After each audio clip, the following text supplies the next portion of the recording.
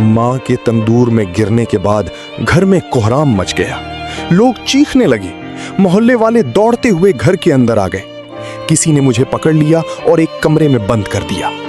पूरी रात बाहर शोर, रोने और चीखों की आवाजें सुनता रहा। जब शराब का नशा खत्म हुआ, सुबह हुई तो मैं टूटा हुआ और खौफजदा बाहर निकला। मैंने देखा कि मेरी बीवी खामोशी से अपना सामान बांध रही है। मैंने अपनी बीवी से पूछा, तुम कहां जा रही हो?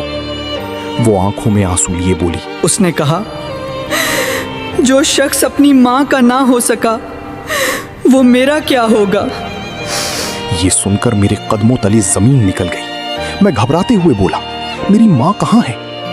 मेरी बीवी रोते हुए बोली, उसने कहा, लोगों ने रात ही को उन्हें दफना दिया और उन्होंने वसीयत की थी कि तुम्हें उनका चेहरा न दिखाया जाए। ये दर्दनाक वाकया सुनकर हजरत मालिक बिन दीनार भी गमगीन हो गए। उन्होंने गुस्से और अफसोस में हारून बल्खी को एक थप्पड़ मारा और फरमाया, वाकई तू इसी काबिल है। हारून बल्खी रोते हुए हजरत मालिक बिन दीनार के कदमों में बैठ गए। वो कहने लगे, मेरे लिए दुआ करें, अल्लाह मुझसे राजी हो जाए। हारून बल्खी ने कहा, मैंने अपनी सारी जायदाद अल्लाह की राह में खैरात कर दी। माल, दौलत, घर सब कुछ छोड़ दिया, लेकिन इसके बावजूद मेरे दिल को सुकून नहीं मिला। हजरत मालिक बिन दीनार वहां से वापस आ गए।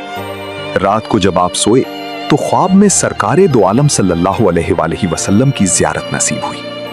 नबी करीम सल्लल्लाहु अलैहि वसल्लम ने फरमाया, ऐ मालिक, तुम हारून को मायूस करके आ गए हो।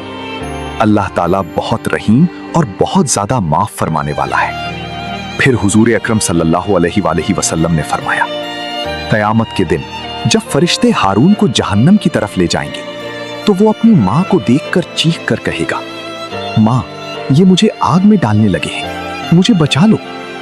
तब एक माँ का दिल तड़प उठेगा।